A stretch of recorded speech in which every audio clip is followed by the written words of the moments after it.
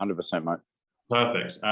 Well, thank you so much for joining us, and thanks for your patience regarding that. I did introduce you before in the Be Live YouTube stream, but Damien is joining us from Tanzania, and he is Australian born and started his career as a clearance diver in the Royal Australian Navy, moved on to counter-terrorism where he worked as a sniper, but perhaps now he's better known for his work in animal rights activism and also founding the International Anti-Poaching Foundation. So for myself personally as well, Damien, it's a massive pleasure to have you with us tonight. How are you doing?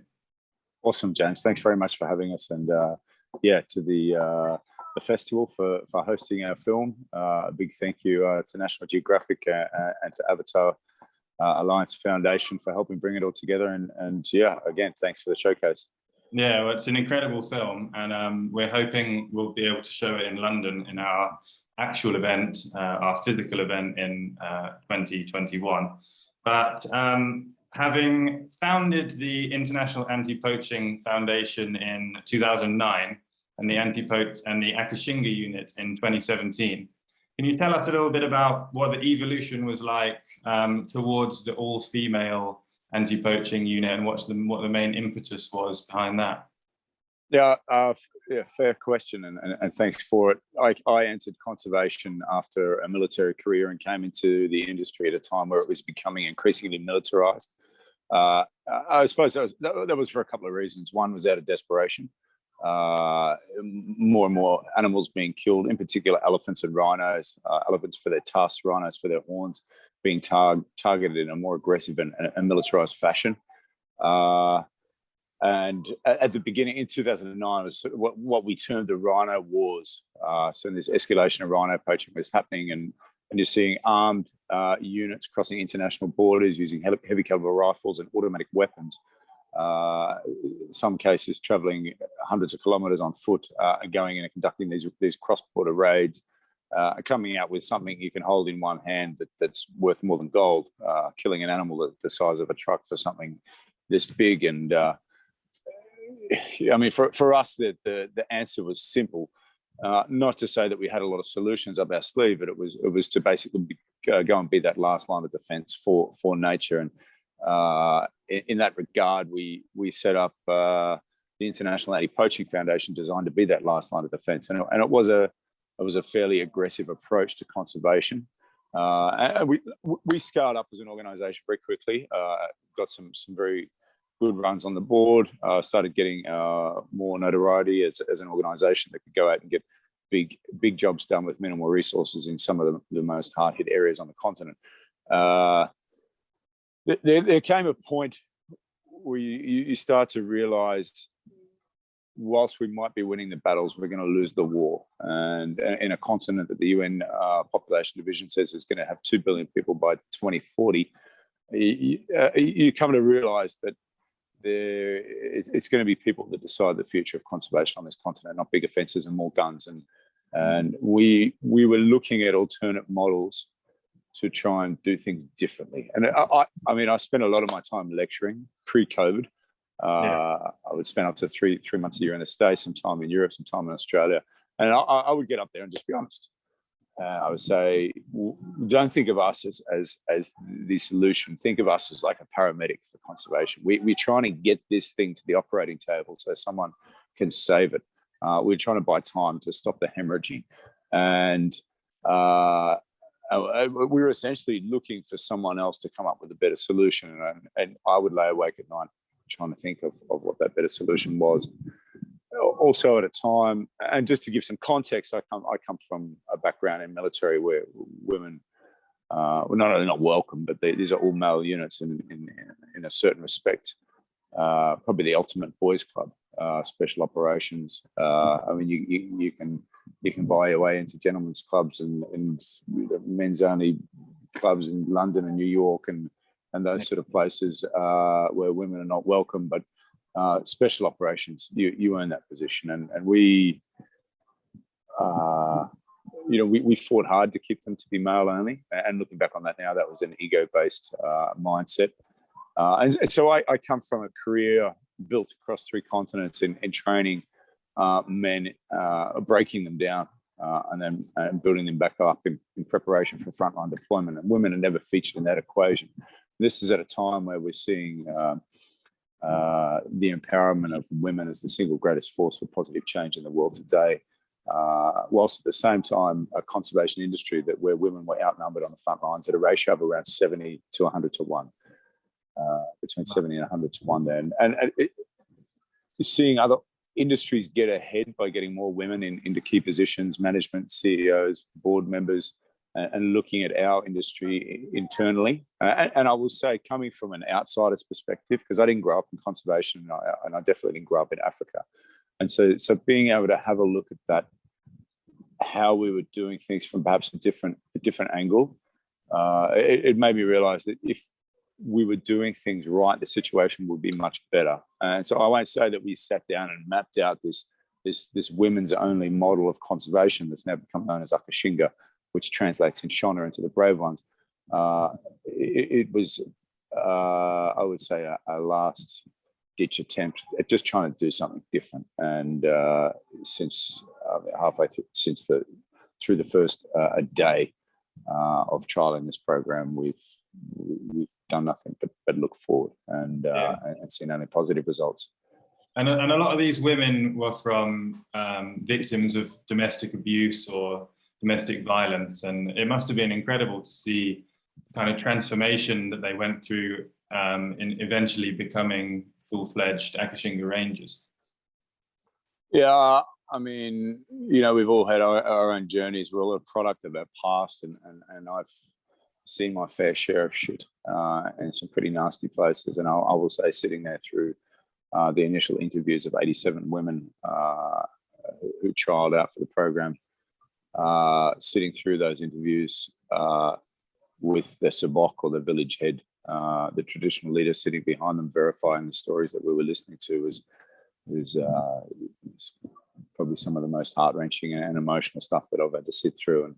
And if you look back at that now, I mean, for me, it made me, these women were not victims of circumstance, despite the fact they come from some of the most marginalized areas and some of the toughest and poorest places, not only on the continent, but in the world. These women weren't victims of circumstance. They were largely victims of men. And for me, there was a sort of sense of maybe not guilt, more so remorse, not from anything I'd done directly to them, but having been part of a system and a culture that had kept women suppressed in that way. And so to see where they've come from now, and just to see the individual stories, I mean, for me, I'm extremely proud of them. There's been zero concessions with these women. They were given nothing but an opportunity, and they made the most of that opportunity. And we put them through more than what we put the men through in the eyes of everyone. They had more to prove. So we were, in terms of where we sat as an organization in the industry and being increasingly this sort of hard-hitting organization that goes in and gets shit done, to then turn around and start telling our supporters and our donor base and even internally at a board level that we're now shifting to women and what could easily be perceived as a softer approach. It was an organizational and publicity risk. And what we've seen is completely the opposite to that. And so, I mean, for us to take that leap, I mean, that's all it was initially. It's just a bit of a leap. And I mean, the changes that we've seen in everything that we do and how we operate is completely different. It's completely rewarding, and I'm very confident that this is at least for us the future of conservation. We came into a small landlocked country in a conservation industry that's becoming increasingly hostile towards local Indigenous communities. On a continent that's had a 700% increase in armed conflict in the last decade. All we did was shift the male roles to construction and labour, and move the female roles to law enforcement, decision-making and management. Now, in doing so, we cut our core operating costs by 2/3. We completely de-escalated tension with local communities. We brought conservation and communities together, and we became far better than we ever have before at our core business of conservation. And so now 3.5 to 4 years into this program, I look back and I think, well, if this is possible in this small landlocked country called Zimbabwe, well, what's possible beyond this country, and what's possible beyond the industry of conservation? Yeah, amazing. Is there a marked difference in how you see the women rangers dealing with the poachers and dealing with that whole situation of perhaps conflict or confrontation, as opposed to a whole ranger unit of men? Is there quite a big difference? So in Iraq, one of my roles that I played was I was project manager for the Iraq Special Police Training Academy based in northern Baghdad. And one of our tasks was to recruit, train, equip, and deploy battalion-sized groups in that particular role of up to 700 paramilitary forces at a time, and give them the training and preparation for deployment out onto the front lines. And what we saw, very little cultural sensitivity in terms of the mixture of Sunni and Shiite being put together and just sent out. And from a US Congress point of view and Ministry of the Interior within Iraq, that was to put numbers on paper. They wanted to replace the Iraqi army and the Iraqi police that had been disbanded overnight. And what we saw was a lot of retaliation that went on with those forces that now had a uniform and a weapon and were going out and seeking revenge on people that had wronged them in the past. Given the demographics or the backgrounds of the women that we employed, it was one of the things that we feared the most, that they would want to seek this sort of retribution, not only on things that had happened to them personally, but the position that they were suppressed towards within society. And what we saw was completely the opposite. And when I mentioned before about cutting our core operating costs by 2/3, what we found with the women is these are women whose grandparents were raised in these communities. The grandparents raised the parents raised these women. The women are raising their own families. They have a vested interest in these communities and the long-term benefits of them. And in doing so, we managed to enter the community at a household level. And we found something that's far more valuable and far more powerful than biceps and bullets, and that's interpersonal relationships that's driven by these women. And we don't have helicopters and aircraft and military grade hardware. We have these relationships with women that see the long-term benefits of these communities as the future of their family. And that is it's not something you can buy. And it wasn't even something that we could foresee or plan. It was just something that happened. And it's hard to put your hand up and take credit for coming up with some sort of master plan that everything is just going to fall into place. So much of it has happened by accident. And I mean, article in the New York Times for a number of years ago titled "Just Add Women and Stir," and essentially that's what we've done. And so much good has come from that. In a time where we have this overwhelming body of evidence that's telling us that empowering women is the greatest way to uplift these communities. We are seeing it. It's happening. If Denmark ranks #1 in the world on the Global Corruption Index as the least corrupt country, Zimbabwe sits around 157 out of 175 countries. We haven't had a single incidence of corruption with the women since we began the program. Excuse me. Either they're bloody good at it, or we just haven't caught them yet, or it's just not happening. But what that does for us is it allows us, as we scale this program, we started with 16 women in August 2017. We now have 240 staff as part of the program. We can recruit directly from the communities alongside the areas we're trying to protect. That turns the largest line items in our budget, which is rangers' salaries or the wildlife rangers' salaries, the money they get paid, into a direct investment into these communities at household level. An investment that's not coming in at government level, but in at household level into the hands of women who spend 80 to 90% of their salary on family and local community, versus a male that spends 30 to 40%. So essentially what we did is we completely shifted our strategy on wildlife conservation. We put women's empowerment at the center of that strategy. It gives us the greatest traction in community development, and conservation became the byproduct of happy communities that are willing to work with us and not against us. And women essentially became the bridge that this increasingly militarized industry of conservation had to build back into these communities. And the conservation you talk about is obviously anti-poaching.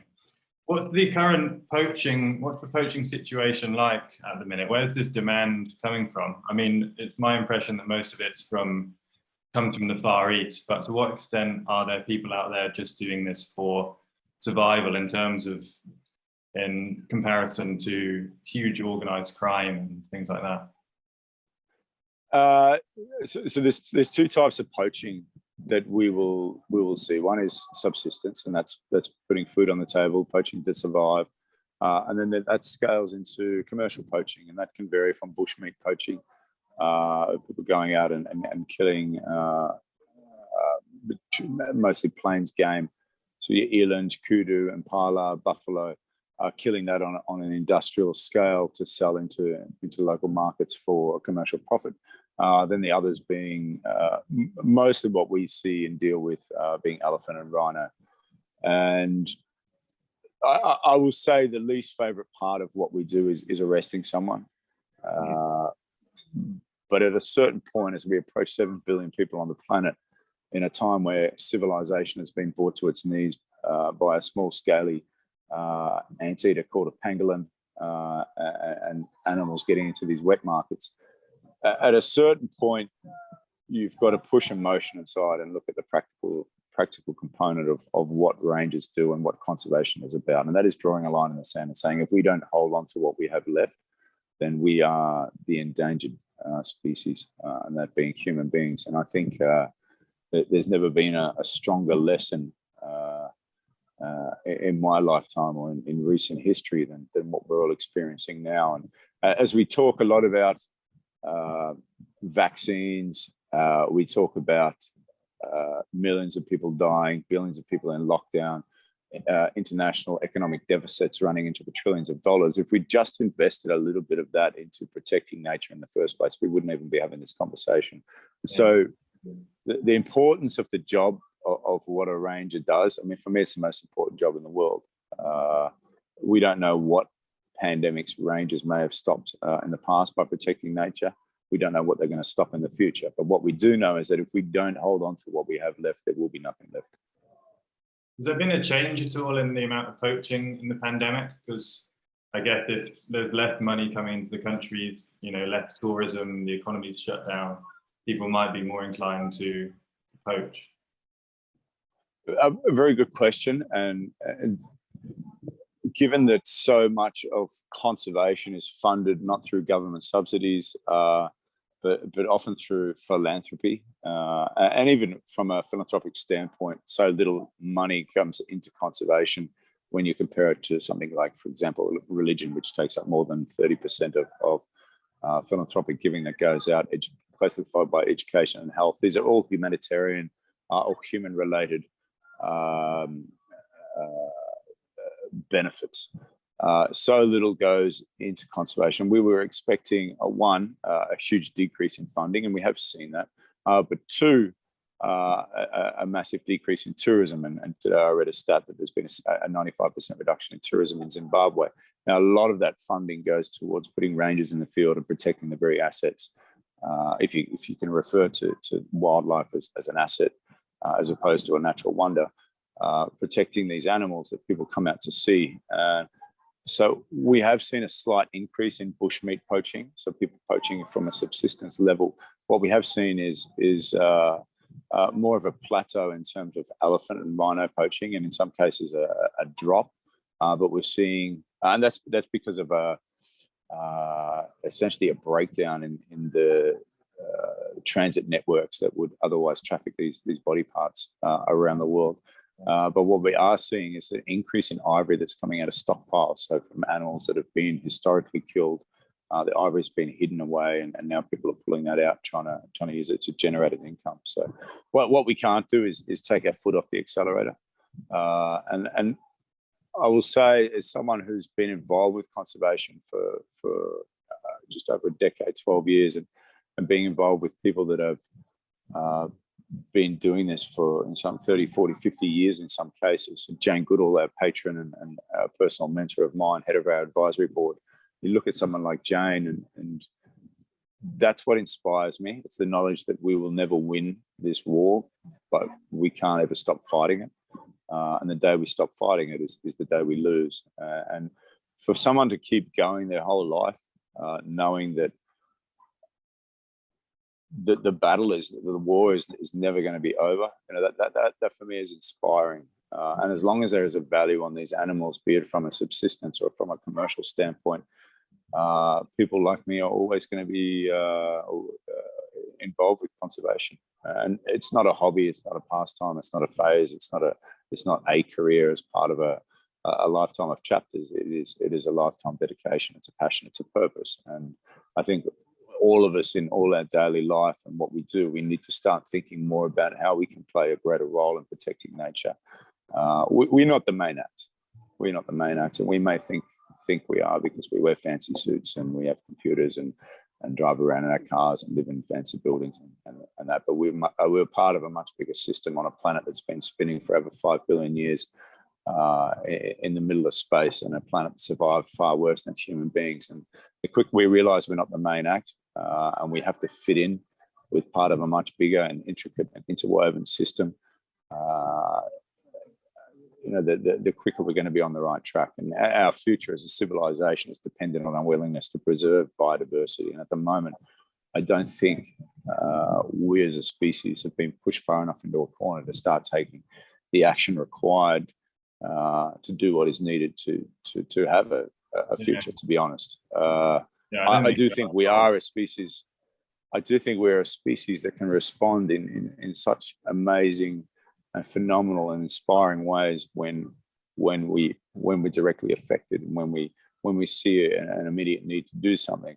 Unfortunately, with what we're doing to the planet and we're doing to nature, it's not something that we can leave to the last minute, and we do have to start acting now.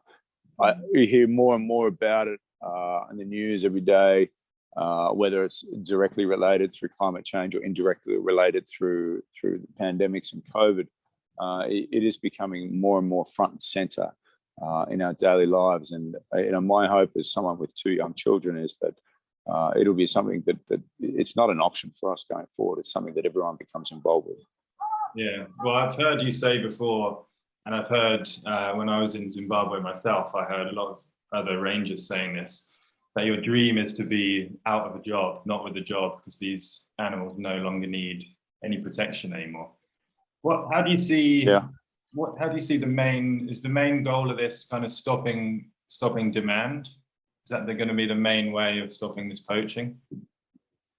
I mean, this is a battle or a multitude of battles fought on many fronts. One of them being demand reduction.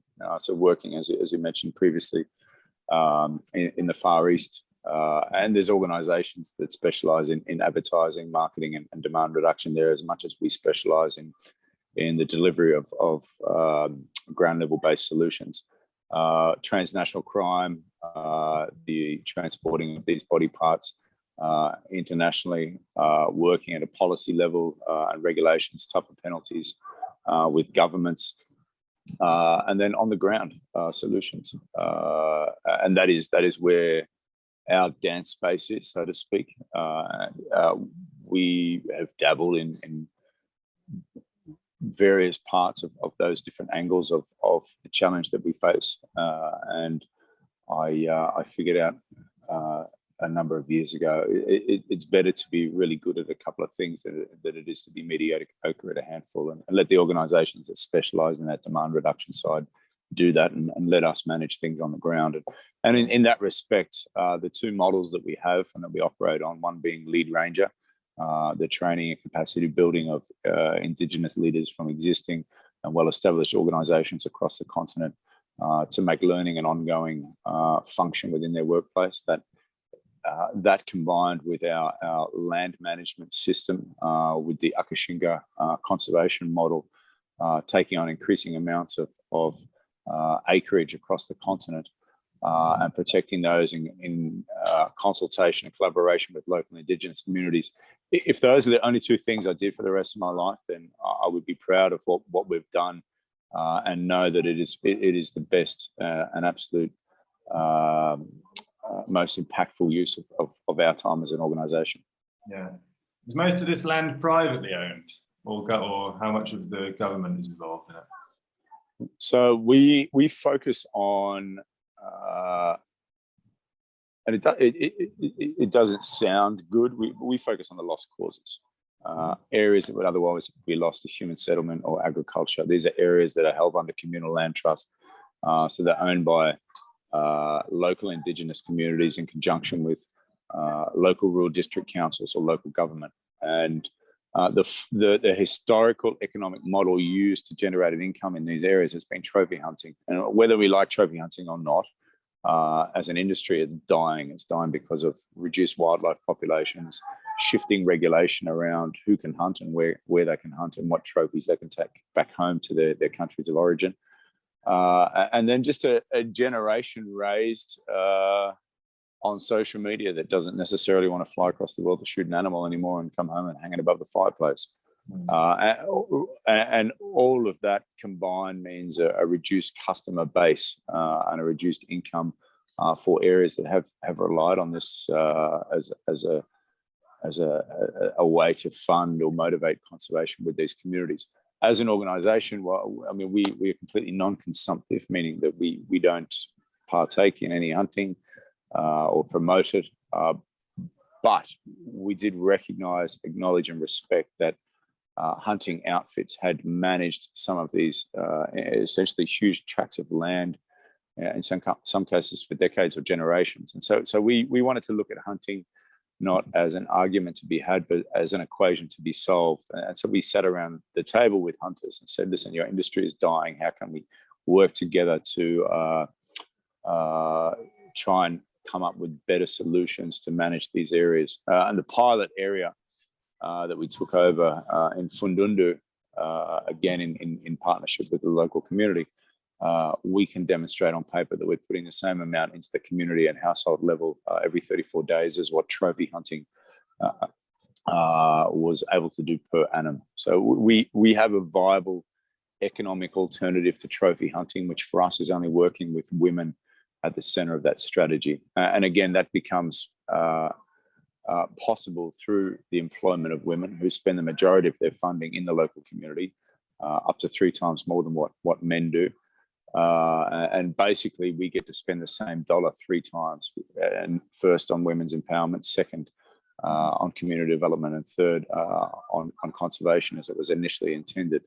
And so, I mean, for us, I mean, the whole, just even if you step back from the conservation side of what we're doing, the economics of it, it completely changes the way that we're able to approach our methodology of conservation. Yeah, has it been adopted anywhere else, this kind of model? Yeah, half a dozen places across the continent already. We're in the process of expanding into Mozambique. We started with 1 reserve in Zimbabwe. We're now across 8 different reserves in what we would term a large-scale landscape. So across the Zambezi Valley, second landscape is what we're putting together at the moment, and basically filling in the pieces of the jigsaw puzzle that interconnect national parks and safari areas and private land. And across the African continent, there's more than twice as much land that's been set aside under communal land trust that has been set aside under government as national parks. So if you go into a national park, there's generally going to be 2, 3 dozen different organizations that are benefiting these areas through various income streams, support, philanthropic donations, and then of course tourism. Hunting as an industry has traditionally not attracted that type of investment. And so when hunting fails in an area, we are essentially the only organization that comes in to work with these communities. And that is why I say, if we're talking conservation, the most worthwhile causes worth fighting for are the lost causes, because if we lose these areas, we lose the interconnectivity between these national parks, we lose this wide scale landscape jigsaw puzzle, and national parks become isolated areas where they might have dotted lines on a map outlining their boundary, but the reality is that wildlife likes to roam and has historically roamed for hundreds of kilometers beyond those borders. We've just grown as a species to put up towns and cities in between them. So for us, holding onto these areas and protecting them from human settlement, human encroachment, and other industries like agriculture is what we're about. Yeah, and particularly in forecasts for the next few decades is a huge population boom in Africa, so it's only going to get even more amount of human wildlife conflict. And then, yeah, as humans, we also put up random lines all over the whole country for the actual country borders, not just for the animals, for the people, which is one of the main problems. That's breaking up tribes and completely splitting cultures and languages and religions and everything. I want to ask you what the actual logistics of these anti-poaching units are, like that we saw in the film Akashinga. Are you out there patrolling just non-stop, or is there kind of like front line where this is happening? So it's an ongoing evolution, day and night, 7 days a week, 365 days a year, with basic patrols, scheduled patrols being on a daily basis. Then we have extended patrols that are out for up to 5 days at a time. We have quick reaction units that are responding to threats, and then we have special investigations, which puts the limited amount of resources we have in the most effective places. And you combine all that together with a very strong community focus in what we do, which flips what we had previously done 180 degrees, whereas we would start within a reserve and work our way out and protecting towards the boundaries. Now we start in the communities with education, healthcare, roads, water, local development, and use that as a foundation to have good relationships with the community, in particular being local employment, livelihood creation, and work our way back into the reserve, as opposed to trying to build this what's termed fortress conservation, to essentially having a castle and protecting to the walls of the castle. We are working from the outside coming in. Nothing's ever perfect. We still continuously testing and adjusting, and as soon as we have a formula that we think is working very well, 1 week a poacher or a group of poachers or a criminal syndicate is figuring out how to pull that apart and do things differently to come and exploit what they've identified as our vulnerabilities. And again, we don't have we don't have an unlimited amount of resources. We are working in an industry where it's not like the military. My background, having been in Iraq and working within a $600 billion annual defense budget, we don't have that. And so we have to be as effective as we can with what limited resources we have. And I will say one thing in regards to what we do is we identify the most important asset on the continent, and that is the people. And we put people first in terms of our solutions, as opposed to trying to come up with drones and military grade hardware or trying to replace humans with algorithms. And when you have a ranger force that is motivated, well-trained, well-led, and most importantly, they believe their job is the most important job in the world, and they go out there, you generally solve 90% of your problems by going back to basics. And there's no point having a drone that's going to find something 50 kilometers away if you don't have a ground team that can respond or better yet, know what to do when they get there. And just by getting the basics right, I mean, one, it's far cheaper than trying to keep a $500,000 drone in the air. But it also turns, as I mentioned before, that investment that we would otherwise spend in military grade hardware into a human investment. And investing into women that do crazy shit with it, like put their kids through school and healthcare and buy uniforms and all the stuff that really drives development within a local community, and all the stuff that in so many situations has been missing with the suppression of opportunities for these women. Yeah, incredible. And I can't help but mention it's not just the first all-female armed anti-poaching unit, but plant-based all-female armed anti-poaching unit. And of course, you were in the film Game Changers. Funnily enough, one of the key factors for myself going vegan just over a year ago when I saw that film. What's the reaction been like to that over there? Yeah, well, first of all, James, thank you for being a fellow V-gangster. Is that, like, honestly, for anyone listening, and for a person, myself, who came up with most of the bullshit excuses on why to not go vegan, and I think the biggest mistake is thinking that doing some good work here buys you credits to do something bad somewhere else. And I used to think, we're doing all this work to save these animals, and I can eat a steak if I want. Chickens aren't going extinct. Cows aren't going extinct. But ultimately, there was two factors there. One was that the meat industry is the greatest negative environmental impact we have on this planet. I'm a conservationist. I signed up to protect nature, and that is the commitment that we made as an organization. And so it didn't make sense from an environmental or a conservation standpoint to be funding or supporting an industry that is responsible for the degradation of more land than anything else, whether to put animals on for grazing or whether to grow crops to feed those animals. In a conversion that is crazy, putting 17 kilograms of plant protein to produce 1 kilogram of meat protein on average. That's like me giving you $17 and asking for $1 in return. I mean, the economics from an environmental perspective just don't stack up, and we are digging the grave of our civilization with our unwarranted appetites. Yeah.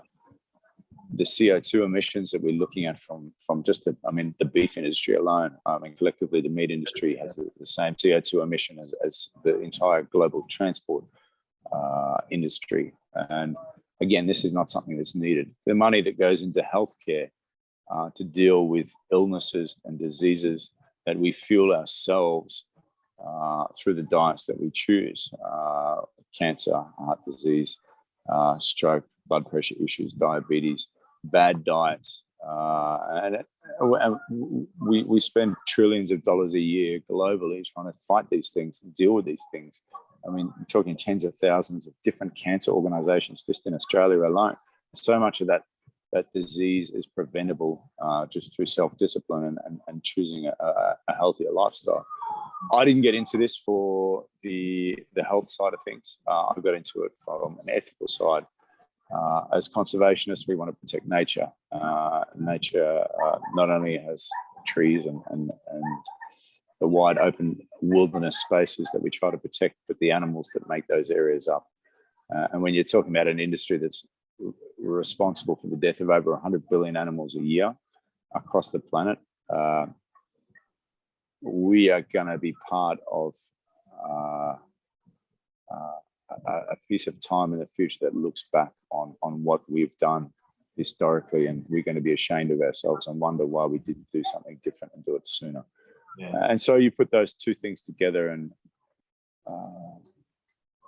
for me, it was a no-brainer from the beginning. But I was, I suppose, weak enough from a personal standpoint, and strong enough from being able to suppress a different conscious decision to own up to what was truth, and that was that what we're doing, what I was doing as an individual was not right, and what we were doing as an organization was not right. We took a stand to teach our rangers from an environmental, a nutritional, and an ethical standpoint as to why we refuse to serve meat to the people that work for us. And if you just tell someone to do it, they're going to find reason to not be a part of that lesson or that movement, that change. But if you teach them and you understand it, once the shutters come up, they never go down again. Yeah, definitely agree with that. I mean, a lot of similar reasons to myself as well.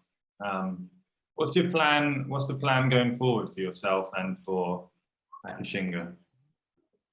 So as an organisation, our 5-year plan is to have expanded, well, within the next 2 years into our second landscape. That is an area that will span 10,500 square kilometres. An area of almost a quarter of the size of Denmark, as well as keep expanding our initial landscape in the Zambezi Valley. Around the 5-year mark, we'll be moving into our third landscape, and around that time, we would look to have 1,000 female rangers, a group of women doing one of the toughest jobs in some of the most harshest and remote locations on the planet, and thriving with success on a plant-based diet. Areas that would otherwise have been lost as conservation areas, as biodiverse, rich areas, we will hold on to those places. From the lead ranger, the training perspective, we'll have our third training facility open already.